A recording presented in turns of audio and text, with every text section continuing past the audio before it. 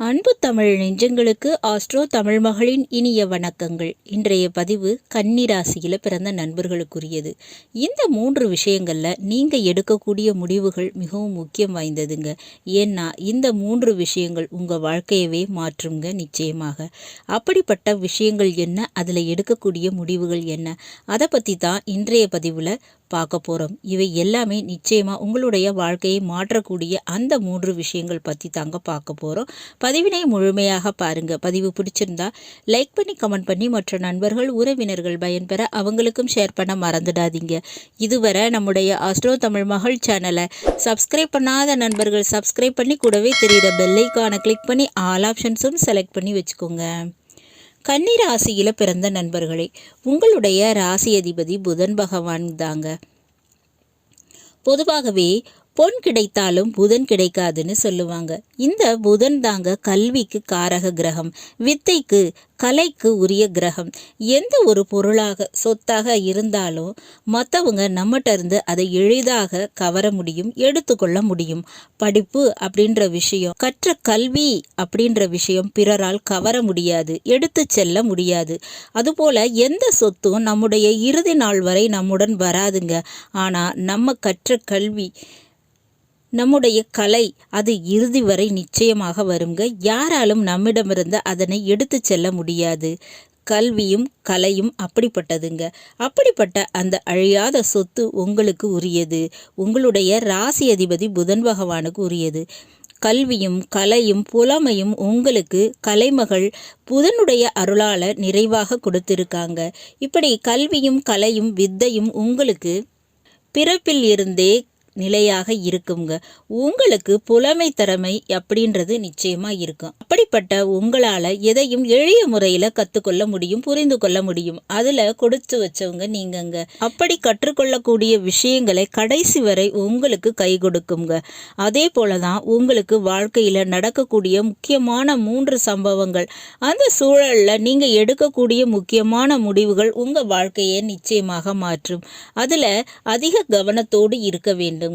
சரி, அப்படிப்பட்ட விஷயம் எது அப்படின்னு பார்த்தோம்னா, முதலாவதாக இந்த கன்னி ராசியில பிறந்தவங்க எப்பவுமே தாய் மற்றும் தந்தை மற்றும் உங்களுடைய உடன் பிறந்த சகோதர சகோதரிகள் இவங்களுக்காக கடன் வாங்கும்போது கடன் பிரச்சனையில மாட்டிக்கொள்ள நேரிடுங்க.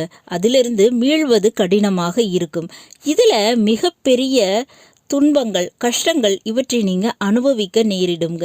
அதுக்கு காரணம் இந்த 6ஆம் வீட்டுக்கு உரிய சனி பகவான் 2ஆம் வீடான துளாராசியில் உச்சமடைகிறாருங்க. 2ஆம் வீடு அப்படின்றதே தன குடும்ப வாக்குஸ்தானம் இல்லையா? அப்போ குடும்ப ரீதியாக, குடும்ப உறவுகளுக்காக, குடும்ப தேவைக்காக நீங்கள் வாங்கக்கூடிய கடன் அப்படின்ற விஷயம், அதுபோல குடும்ப உறவுகளிடமிருந்து பணம் வாங்குறது, கொடுக்கறது, இப்படிப்பட்ட நிகழ்வு இதெல்லாம் உங்கள் வாழ்க்கையில் நடந்துச்சுன்னா அந்த விஷயம் மிகப்பெரிய பிரச்சனைகளை உங்களுக்கு உருவாக்கி கொடுக்க நேரிடும். அதன் மூலமாக நீங்கள் பிரச்சனைகளை சந்திக்க நேரிடுங்க. அப்போ குடும்ப உறவுகளிடம் கடன் வாங்கி அல்லது கடன் கொடுத்து அல்லது குடும்ப உறவுகளுக்காக கடன் வாங்கவோ கடன் கொடுக்கவோ செஞ்சீங்கன்னா அது உங்களுக்கு பிரச்சனையில் கொண்டு போய் விட்டுடுங்க.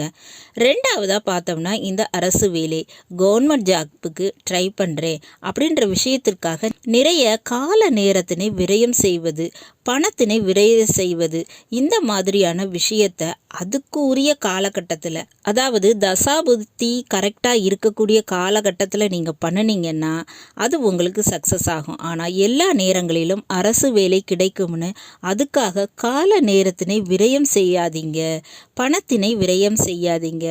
மேலும் ஒரு கவர்மெண்ட்ட இருந்து ஒரு லோன் எதிர்பார்க்குறீங்களா அல்லது தந்தை வழி உறவுகள்கிட்ட இருந்து உதவி எதிர்பார்க்குறீங்களா?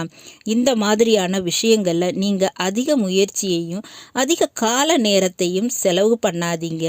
அதிகப்படியாக பணச்செலவும் செய்தீங்கன்னா அது உங்களுக்கு நிச்சயமாக சக்ஸஸ் ஆகாது, விரயமாக தாங்க ஆகும். அதில் கொஞ்சம் உங்களுக்கு கவனம் தேவை, எச்சரிக்கை தேவை. 3ஆவதான விஷயம், நிலம், இடம், இதெல்லாம் வாங்கும்போது கண்டிப்பாக கவனமாக இருக்கணுங்க. ஏன்னா நிலத்துக்கு காரக கிரகமான இந்த செவ்வாய் பகவான் உங்கள் கன்னி ராசிக்கு 11ஆம் வீடான கடகத்தில் நீசம் அடைஞ்சிடுறாரு. ஸோ நிலத்தால் நீங்கள் லாபம்ங்கிறது பார்க்க முடியுமா அப்படின்னு பார்த்தா அது ரொம்ப கம்மிங்க.